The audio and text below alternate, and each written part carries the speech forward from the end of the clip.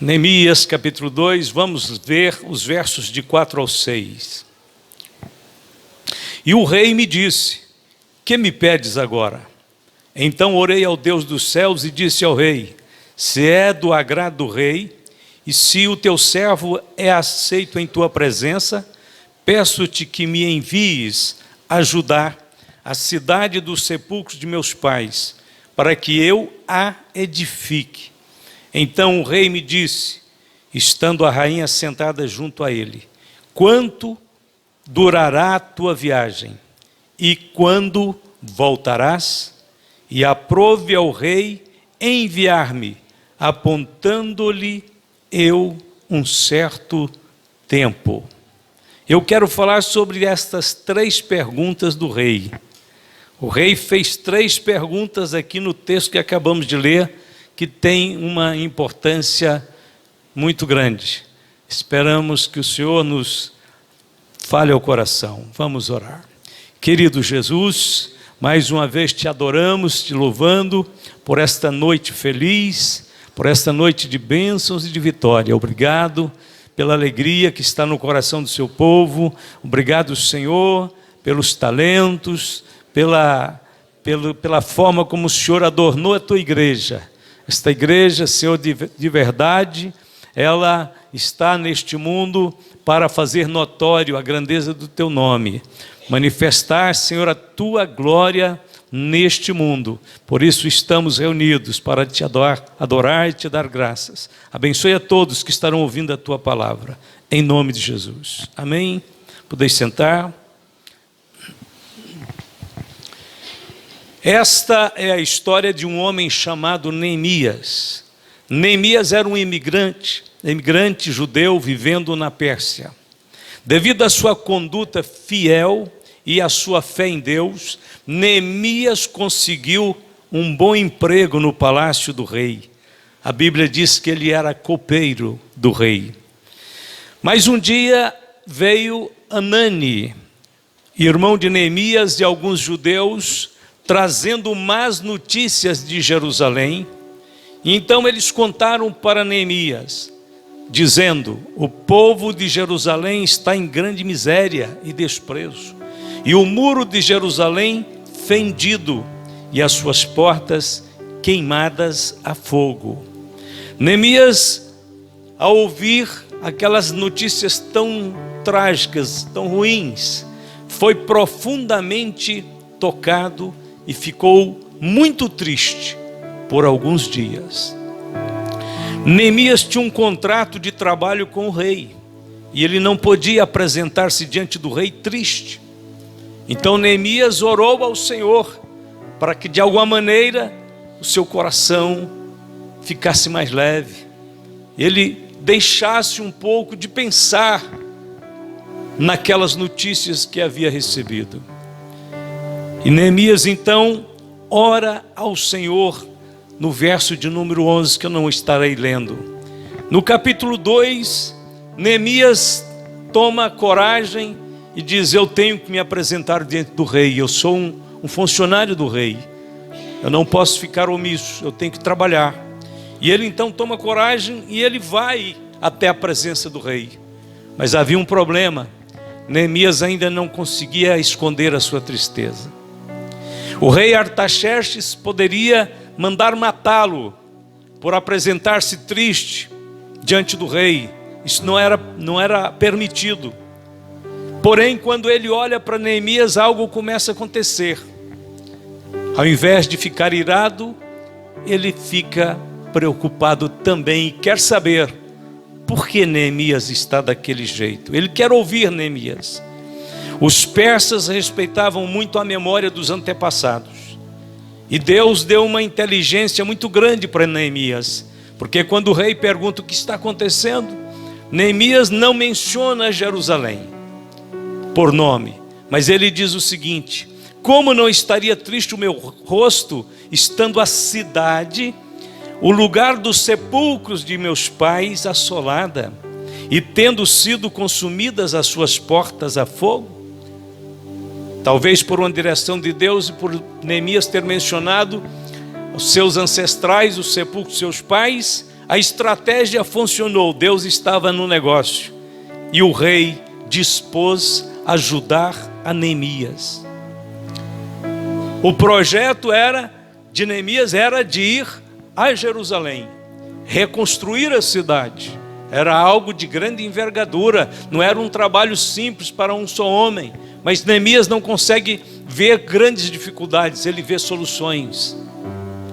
E então, para ajudar o Neemias, o rei faz 3 perguntas. Ele pergunta para Neemias: o que me pedes? Quanto tempo durará a tua viagem? E quando voltarás?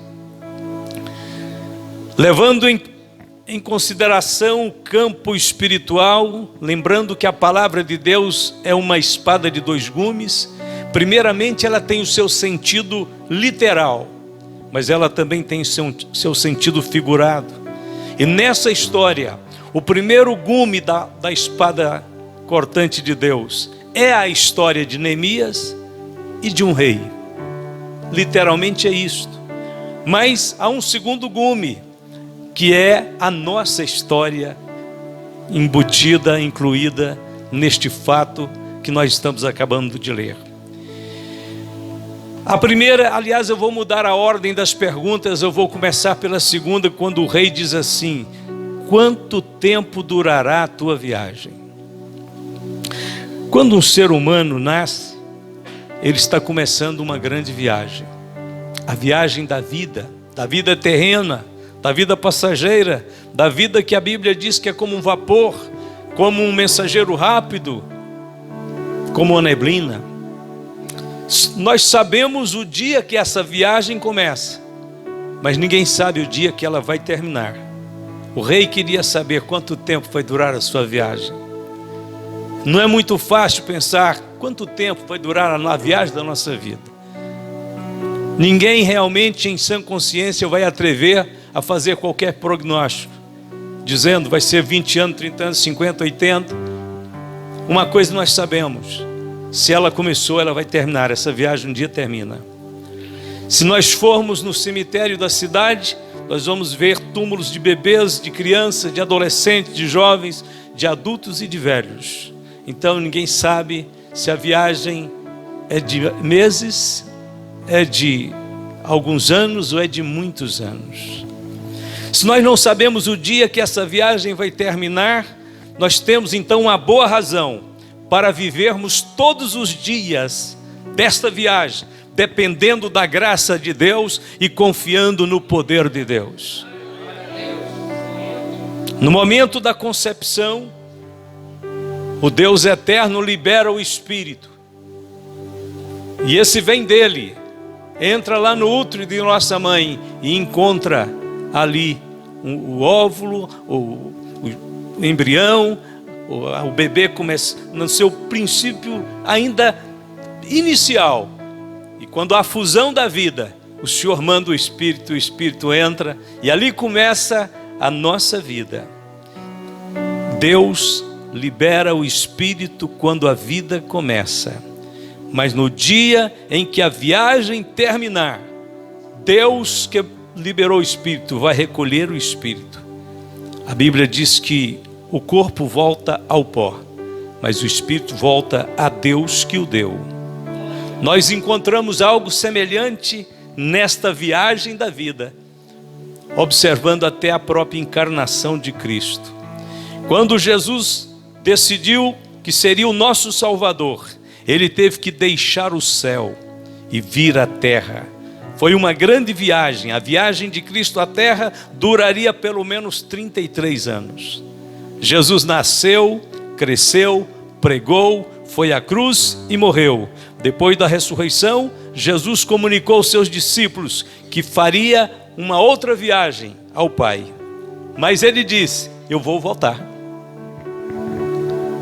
Quanto tempo, Senhor, vai durar essa tua viagem agora, subindo ao Pai e depois para voltar para nos buscar? Jesus disse: um bom tempo. Se nós olharmos na Bíblia, a Bíblia diz que quando o Senhor distribuiu talentos para os seus servos, porque ia fazer uma grande viagem, a Bíblia diz que ele distribuiu talentos e partiu para uma terra longínqua e demorou um bom tempo. Muitas pessoas esperavam, a maioria dos cristãos do primeiro século esperavam que o Senhor voltaria no primeiro século, mas já passaram 21 séculos. Mas aquele que subiu vai descer. Ele prometeu. A sua viagem parece que está demorando o retorno, mas ele voltará. Os discípulos queriam saber duas coisas: quanto tempo, Senhor, durará a tua viagem? Quando voltarás? É nesse tempo que o Senhor vai restaurar o reino em Israel?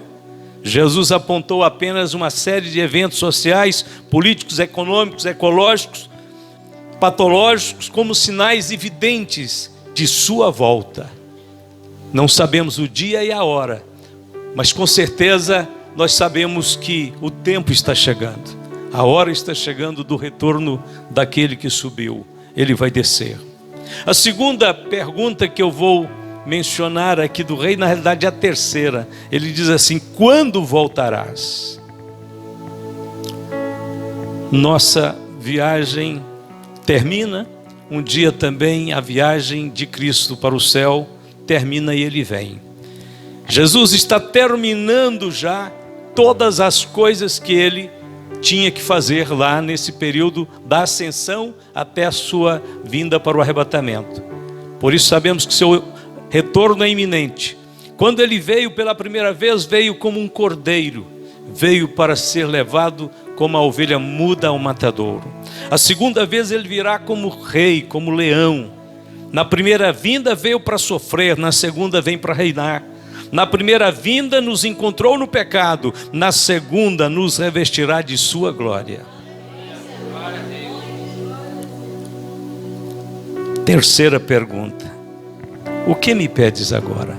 Essa seria a primeira, mas como ela é bem prática, eu deixo ela para o final. O que me pedes agora? Por que ele faz essa pergunta? Naquele dia, Neemias aproximou do rei e o rei percebeu que Neemias tinha um grande problema. Era um enorme problema na mente, no coração e na alma de Neemias.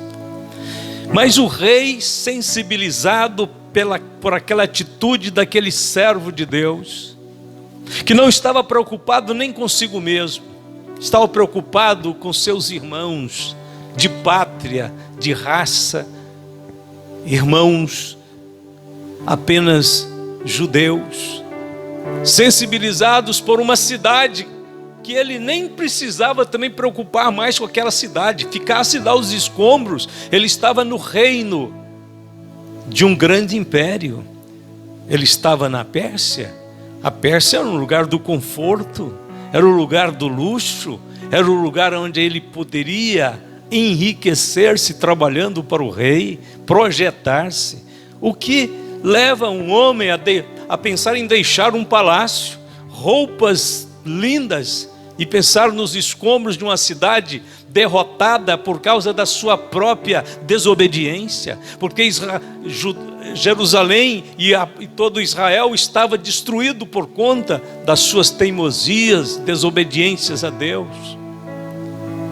O que leva um homem então a ficar vários dias triste, chorando, preocupado com todo esse quadro desprezível, que não mereceria, de fato, se fôssemos fazer uma análise humana, não merecia nenhuma preocupação. Deixasse para lá. Não é o meu problema, é o problema daqueles que desobedeceram a Deus. Porém, naquele dia, Neemias tinha um grande problema. Ele o carregava, ninguém conseguiria tirar aquilo do seu espírito. E o rei então perguntou-lhe: o que me pedes agora? Neemias foi um pequeno homem, mas se você continuar vendo a história de Neemias, você vai ver que ele realizou uma grande obra. De fato, Neemias vai ter o favor do rei e vai a Jerusalém com um grupo pequeno de pessoas, ele vai conseguir fazer uma restauração, uma reconstrução enorme, em pouco tempo, magistral, gloriosa, vai refletir e repercutir para a eternidade. Porque embora Neemias não tivesse consciência de todos os fatores espirituais envolvidos naquela cidade, mas aquela cidade estava predeterminada no conselho eterno de Deus para ser a cidade do grande rei. Por isso Neemias sentia um peso no coração, no espírito. Ele dizia: essa cidade não pode ficar destruída. Porque ele não sabia. Só sabia que aquela cidade tinha uma vocação eterna. Então naquele dia o rei está compartilhando e vendo que Neemias lutava com esse dilema. Neemias é um tipo do Espírito Santo. O próprio nome Neemias significa consolador, aquele que conforta, aquele que socorre. E Neemias, ele demonstra esse desespero, essa compaixão, essa misericórdia, expressando algo que só o Espírito Santo sente em relação às nossas vidas. Só o Espírito Santo se preocuparia com vidas destruídas, pessoas derrotadas, gente fracassada, gente abandonada. E olha, por merecimento, porque nós não éramos miseráveis, pobres e abandonados por conta de pouca coisa, não. É que o pecado nos tinha separado de Deus. Então Neemias, ele também representa esta figura gloriosa que é o Espírito Santo de Deus, esse agente precioso de Deus, essa pessoa divina que vem até nós para levantar-nos dos escombros, pegar todos os escombros da nossa vida e reconstruir, fazer daquilo que é uma ruína uma nova construção, uma nova casa. A Bíblia diz que o Espírito de Deus nos fez morada de Deus, habitação de Deus, templo de Deus. Glória a Deus por isso. O nome de Neemias vai ficar nas Sagradas Escrituras como reconstrutor das muralhas de Jerusalém. Mas aonde começa toda esta obra? Na presença do rei.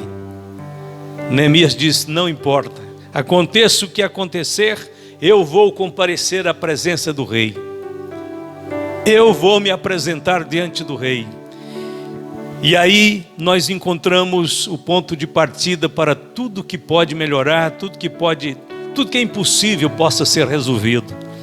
Na presença do rei, aquele que não é, passa a ser. Aquele que não tem, pode ter. Aquele que não pode, aquele que não consegue, pode receber o favor do rei. E com o rei está a decisão, com o rei está a ordem, com o rei está a autorização, com o rei está o decreto para que alguma coisa aconteça. O nosso rei, Jesus, tem assinado muitos decretos nesses dias. Um dos decretos mais maravilhosos que ele assinou agora há um pouco tempo atrás foi que você nunca será derrotado confiando nele. Ele assinou um decreto a respeito da sua alma, que ela nunca perecerá. Os decretos do rei não são revogados. Ninguém pode revogar os decretos do rei. Neemias não tinha, mas o rei tinha. Neemias não podia, mas o rei podia. Esqueça um pouquinho quem você é. Esqueça um pouquinho aquilo que te falta, aquilo que você não tem, aquilo que você não pode. Antes de ficar preocupado com todos isso que nós não temos e não somos, preocupe-se apenas em se colocar na presença do rei. Na presença do rei, coisas novas podem acontecer. Coisas novas vão começar a acontecer na nossa vida, na vida de nossos familiares, na nossa família, na presença do rei. Tudo pode mudar. Irmãos, até aquele momento em que Neemias resolveu e disse: eu vou apresentar-me diante do rei, não havia nem um pingo de esperança para a cidade de Jerusalém e para os moradores de Jerusalém. Nosso rei está nos chamando à presença dele. Nosso Rei já nos convocou para comparecermos à sua presença. E quando nós chegamos na presença do Rei, sabe o que ele fala?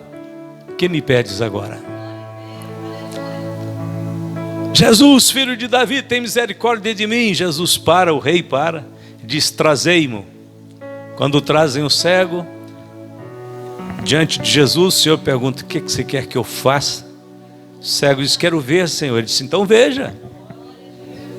Que queres, que me pedes agora? Espere, olha, espere.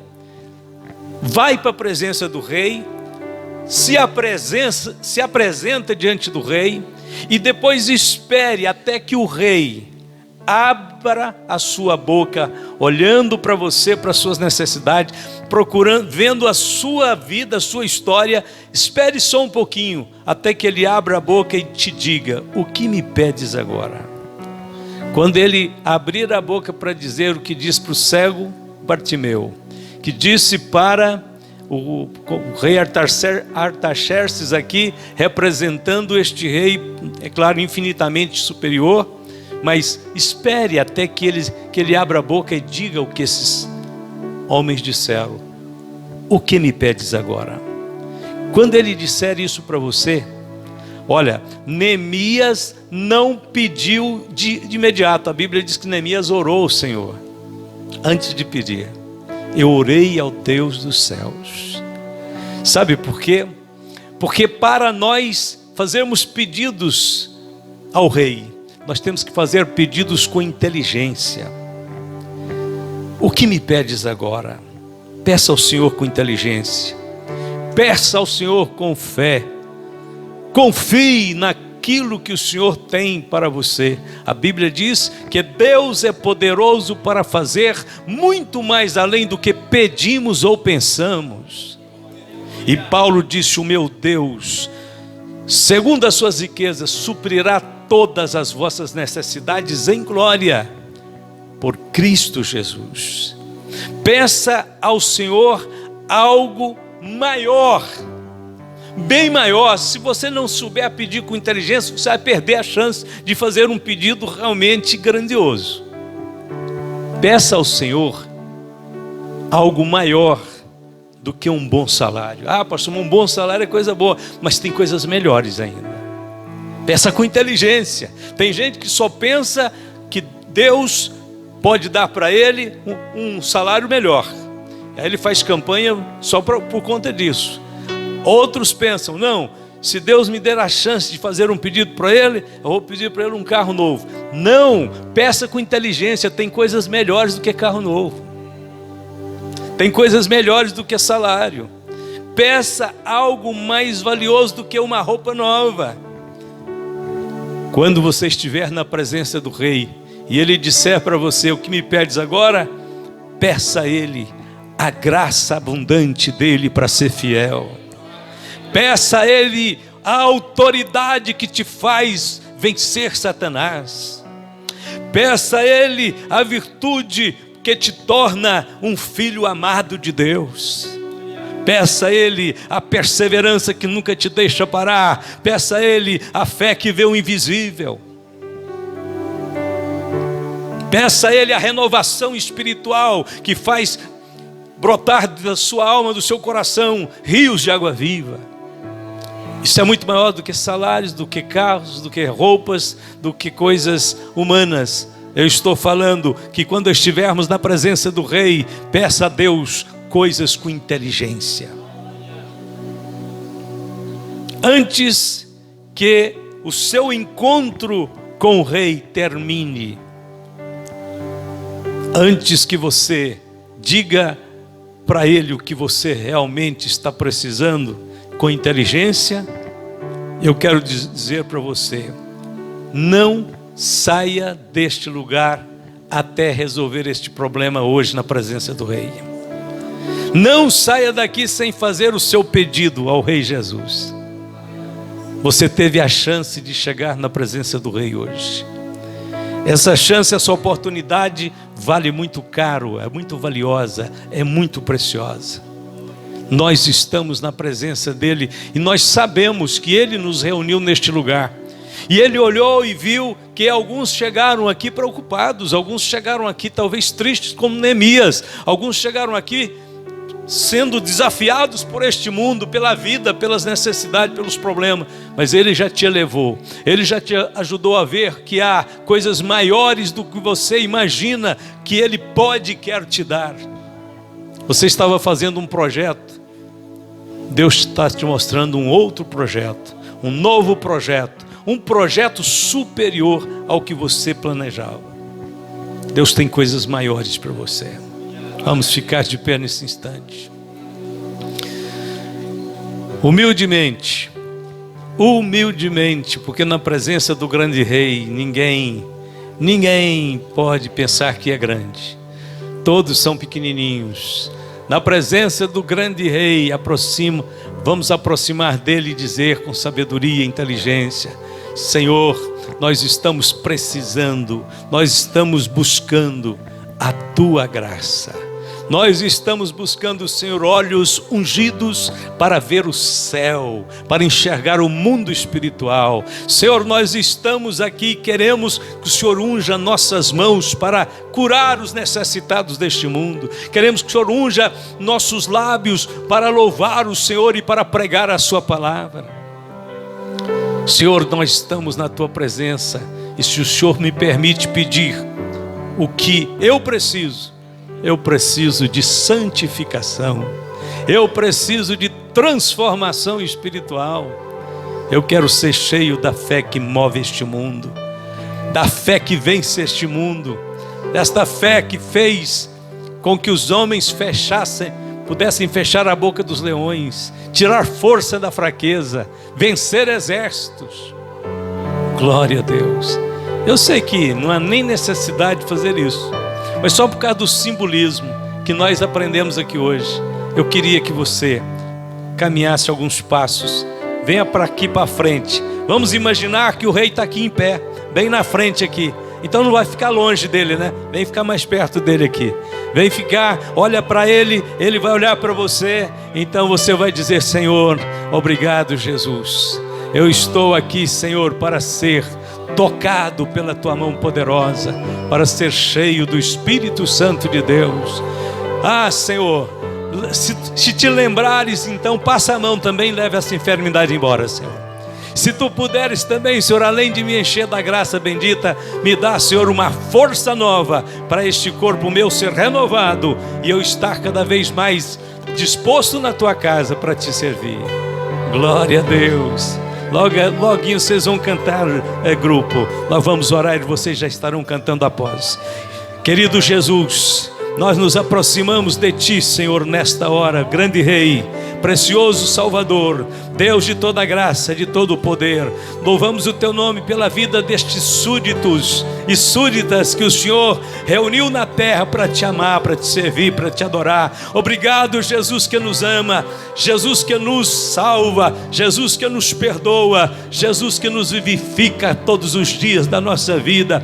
Nesta hora, Senhor, nós recebemos esta virtude que vem do alto, esse poder que emana do seu trono. O Senhor é poderoso para fazer muito além daquilo que nós imaginamos. Abençoa este irmão, abençoa esta irmã, Senhor, com as ricas bênçãos celestiais. Vai fazendo uma grande obra na tua igreja, na casa e na família dos teus filhos. Vai, meu Deus, operando a grandeza do seu poder, da sua misericórdia. Vem, Espírito de Deus, vem, Espírito de Deus, vem, Espírito de Deus, tocar, encher esses vasos, fazer transbordar alegria, aleluia, alegria transbordante do céu e do Espírito Santo de Deus. Em nome de Jesus, agora nós agora repreendemos toda a força do mal. Nós colocamos agora por terra toda tristeza, toda dúvida, todo medo. Sai agora todo mal. O Espírito de fortaleza, o Espírito do Deus vivo, enche esse coração, toma esta vida,